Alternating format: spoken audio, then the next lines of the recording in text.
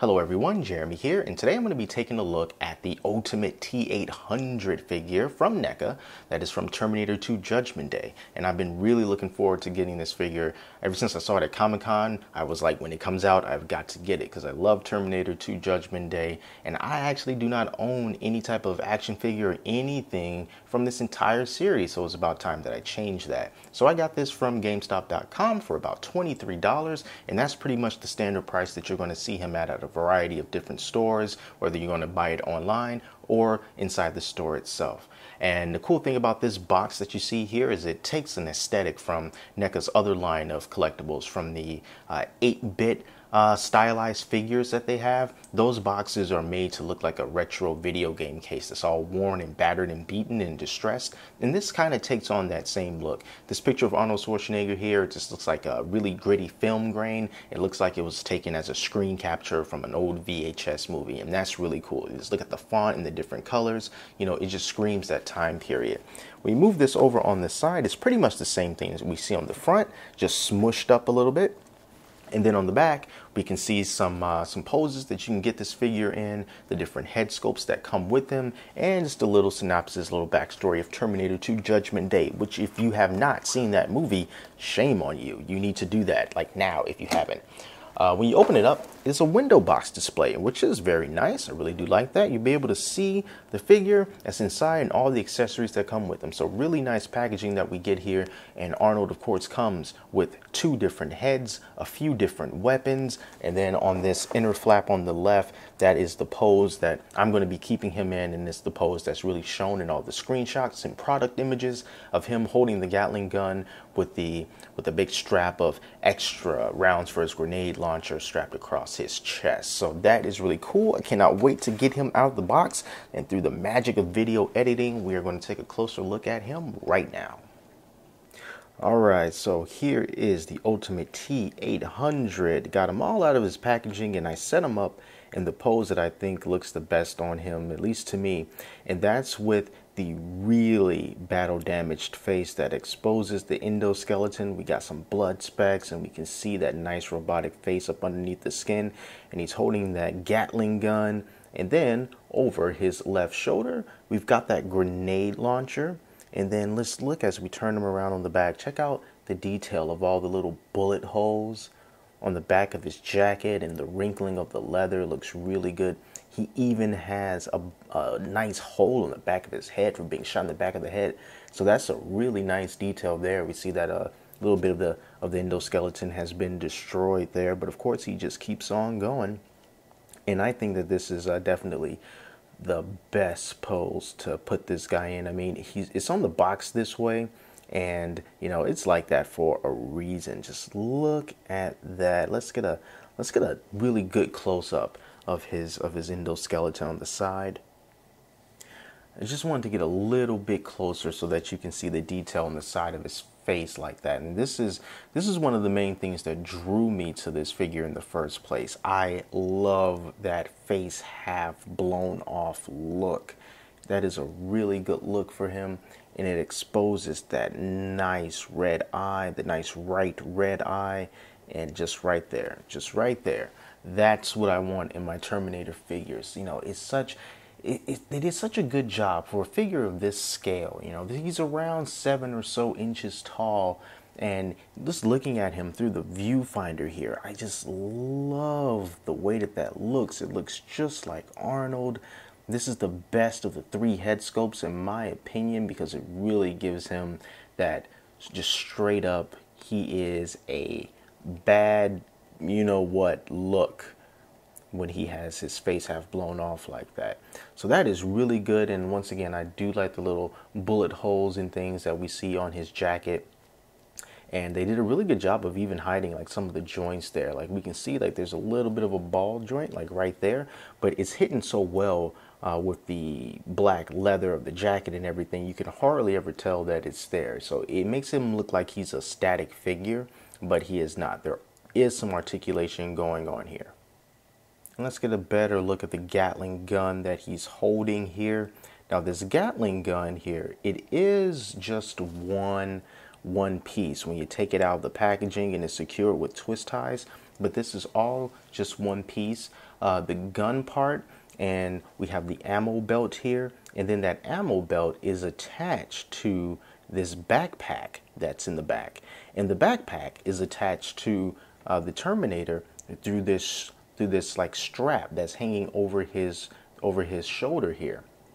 Now, the interesting thing about this strap is that if you just put it over his shoulder straight out of the box, the strap will have a tendency to just flop around, and it can just fall off his arm and it'll be dangling by his wrist. And one way to stop that from happening is simply by taking off his head, which is okay because you do have alternate head scopes. You take off his head, and then you can also take off this ammo belt here with all the grenade shells. Once you take that off, then you can put on the ammo pack here, and then put the grenade belt over this. See, when you put the grenade belt over, it'll secure the strap more tightly to his shoulder, so you don't have to worry about it flopping around as much. It's somewhat of a similar story with the grenade launcher right here on his back. And just the thing with that is it's a little bit more difficult because, as you can see, the strap for this grenade holder doesn't quite come up as close to the ammo belt as the Gatling gun does. So you might have a little bit of a harder time getting this to stay put, but it definitely doesn't flop around as much as the ammo bag does. So once you do that, you'll be able to pose this guy, and you won't have to worry about moving him too much and watching the ammo bag come crashing down at his arms and knees. But this is a really nice detail that they got here on this Gatling gun, all the way up into the tip. I mean, just look at that. Now, this Gatling gun, it does not rotate. You cannot move it. It just stays there. But it is a very nice look. I like the way that we've got that silver and we got the black that's just sort of washed in there. And it just makes for a really, really nice looking gun. Overall, you know, the color scheme for this guy, just a lot of black and a lot of silver and some metallic-like features.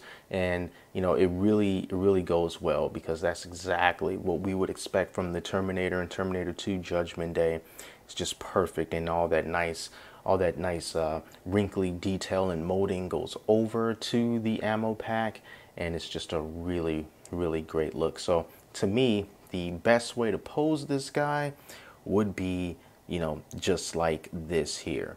You can kind of get him at the angle that you want and display him at the angle that you want, because if he was sort of like this here while you're posing him, I think that would be a very, very good look. But you are not stuck with this particular look. You can pose him in a couple of different ways, along with some of the other accessories that he comes with. One of the other things I wanted to point out is I like the fact that NECA, they learned from some past errors, and the little handle that Arnold is using to hold the Gatling gun right there, that's not a solid piece. That's actually a bit of a flexible piece of plastic. I'm not too sure if you can see that, but it sort of bends a little bit. So you won't have to worry about trying to snap his hand in place and breaking off the handle. And I know that that was a problem, and the first thing that comes to my mind is the BioShock heavy hitter Patriot figures with the George Washington and the Benjamin Franklin, and that the Gatling gun that they were holding had a solid piece of plastic that would break off when you're trying to get them to hold it. And it's the same thing going on with this second handle right here, the second little black handle. You can kind of see it right there. That's also made of a softer, flexible plastic. So you do not need to worry about those breaking off and him being unable to hold the Gatling gun, because those are soft pieces and it really fits into his hand rather well, and you don't have to worry about scratching anything or anything like that. So that was a very nice touch, and I wanted to point that out.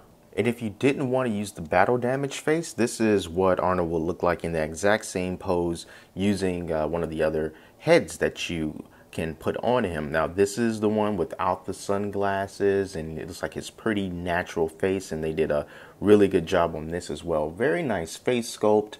It looks just like Arnold, and I also like the hair. Even on top of the hair, we can see it sort of spiking up, and that's also a very good look. So yeah, this is one of the alternate heads, and then you also have the head with Arnold's sunglasses. And putting the alternate heads on is easy too. Once you pop the head off, you see that there's this little ball joint down there, and then you can just take the head that you want and give it a little bit of a force, and then it just pops into place, and then you are good to go. So this is Arnold now, and if I can get him to stand up, this is him with his sunglasses, and it is also a very iconic and very cool look for him to have too. And Arnold does have a couple of extra guns that you can pose him with, one of which is this shotgun here. And this is a pretty good look as well. Even though he doesn't come with different hands, it may seem a little strange about how you can get him to hold this shotgun, but his fingers are flexible. So you just have to bend them out a little bit, especially so that you can get him to hold on to the barrel of the gun down by his left hand. And then his right hand, you can just sort of get it looking good enough so it looks like his trigger finger is about to pull the trigger on that shotgun, but it definitely is doable, and you can really pull off this pose. It's a very good look. If you're looking for maybe a different type of scene from the movie or just a different look, I went ahead and popped the endoskeleton head off, and instead I put the shotgun in its place. And this is also a very good look for him. Kept the grenade belt on because I thought that that was a pretty good look just overall. But yeah, also posing him with this shotgun, it is very nice, and it will also be an iconic look for him too. And here's another look at Arnold, just this time he's holding the pistol in the right hand, and I kind of have the shotgun sitting down by his leg in his left hand. And this is another look that you can go for. Personally, I would prefer the Gatling gun first, followed by the shotgun being held in both hands, and the pistol would be last, just because the shotgun and the Gatling gun, you know, they look a lot more serious, you know, and it really lends to the character a lot better than I think a simple pistol would. I wish that there was a place to holster the pistol on him so that when you're not using it, you don't have to just put it away somewhere and away from the packaging. But I wish you could holster the pistol. But from what I can see around his body, there doesn't seem to be a place to holster that pistol. So it might just be something that either you can just attach to him some other kind of a way, or you're just going to have to put it somewhere else. We'll see how that works out. But I do like the other looks better than this. But hey, it's all your preference. He looks so good by himself, just as a figure. It really doesn't matter what you pose him in. It's still going to look pretty cool. So I know articulation is very important on these kind of figures, so I'm going to show you the kind of articulation that you can get. Okay, so let's start with the head. Now, since the head is on a ball joint there, you are able to turn the head to the left, and you can turn it to the right, and you can also tilt it up about that far, and you can tilt it down about this far, and then you can also sort of pivot it sort of towards the left and to the right that way. So good head motion. And the arms, of course, they do go up and down, and then we got this joint on the elbow there, so that's about as far as he can get with that. It's funny, it almost looks like he's doing the thumbs up symbol. I didn't notice that until now. So yeah, you can do like that, and you can also move the arms out sort of like this and bring them back in. And the hands, they do rotate, so you can rotate the hands. At his torso, it can move right there to the right, and you can move it to the left. Of course, these figures are going to be a little stiff out of the box, so you just got to work with them a little bit. Maybe apply a hair dryer to them if you want to really loosen them up a bit. And then as for the thighs, you can move the thighs sort of in and out like that. You can bend the knees, and that's quite hidden. You can move the knees, not that much, but it's interesting because I didn't even think you could move the knees because it's so well hidden under all the wrinkles of the pants. And then for the lower leg, you can also twist the lower leg. And as for the feet, you can move the feet, and look, they pivot. Nice degrees of pivot there. Look, all the way around, tilting them back and forth. So yeah, you get a really good range of motion with this guy. Really don't have any problems with him standing up. Of course, he looks a little bit weird right here because I got him all posed awkwardly. But yes, good range of motion with him, so you should be able to pull off just about any kind of cool pose that you might want. Overall, I think this is a really fantastic figure, especially for the price. For about 22 bucks, you get all this articulation, you get these cool accessories in these 3 different heads. I mean, that's some good value right there. and they didn't cut corners when it came to the detail of the clothing and of the character's face. It's just a really good design overall. NECA really nailed it with this one, and just at a price that is so affordable. I absolutely love this figure. I think it's amazing. I can't wait for the other Ultimate characters in this series, the Sarah Connor and the T-1000. Those are definitely going to be two figures that I get, and they're going to be standing right alongside this T-800 because, wow, you can't get much better than this at the price. I dare you to find another figure that is at this cost, with this many accessories, with these options that you have for posability and all that stuff. For 22 bucks, it's not going to happen. And if it is going to happen, I'm going to get that one too, because this is some good value stuff right here.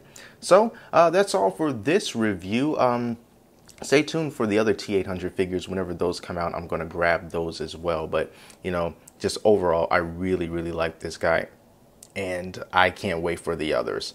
So thank you so much for watching, everyone. And until next time, I'm Jeremy, and I will talk to you later.